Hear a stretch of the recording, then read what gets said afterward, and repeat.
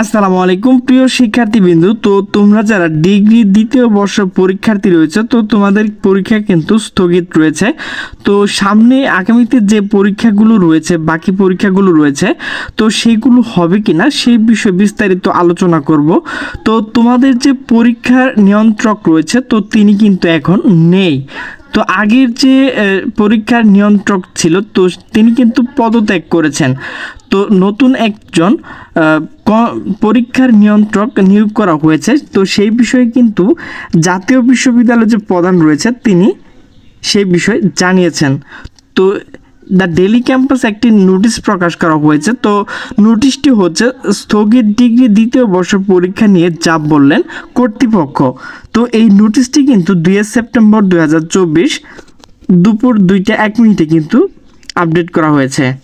দেশের বিভিন্ন অঞ্চলে বন্যা পরিস্থিতি অবনতি হওয়ার কারণে জাতীয় বিশ্ববিদ্যালয়ের অধীনে অনুষ্ঠিতব্য গত 25শে জুন 2024 খ্রিস্টাব্দ তারিখে 2022 সালের ডিগ্রি ও সার্টিফিকেট কোর্স দ্বিতীয় বর্ষের পরীক্ষা স্থগিত হয়েছিল। আজ সোমবার 2 সেপ্টেম্বর জাতীয় বিশ্ববিদ্যালয় পরিচালক আতাউর রহমান বলেন, তিনি দ্য ডেইলি ক্যাম্পাসকে জানান নতুন পরীক্ষা নিয়ন্ত্রক নিয়োগ দেওয়া হয়েছে, এই সপ্তাহের মধ্যে সিদ্ধান্ত নেওয়া হবে। দেশের বিভিন্ন অঞ্চলে বন্যা পরিস্থিতি অবনতি হওয়ার কারণে জাতীয় বিশ্ববিদ্যালয় অনুষ্ঠিতব্য গত 25শে জুন 2024 খ্রিস্টাব্দ তারিখে 2022 সালের ডিগ্রি পাস সার্টিফিকেট কোর্স দ্বিতীয় বর্ষের পরীক্ষা স্থগিত হয়। এরপর ছাত্র জনতা আন্দোলনে আরও পিছিয়ে পড়ে ডিগ্রি দ্বিতীয় বর্ষের পরীক্ষা।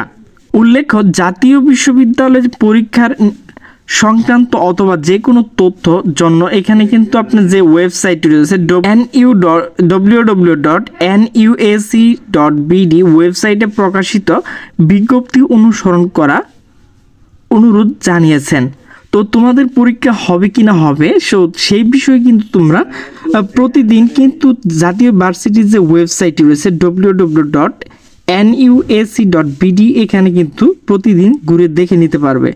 তো সকলে সুস্থ থাকবে, ভালো থাকবে। দেখা হবে পরবর্তী কোনো ভিডিও নিয়ে। সে পর্যন্ত ভালো থাকো। আল্লাহ হাফেজ।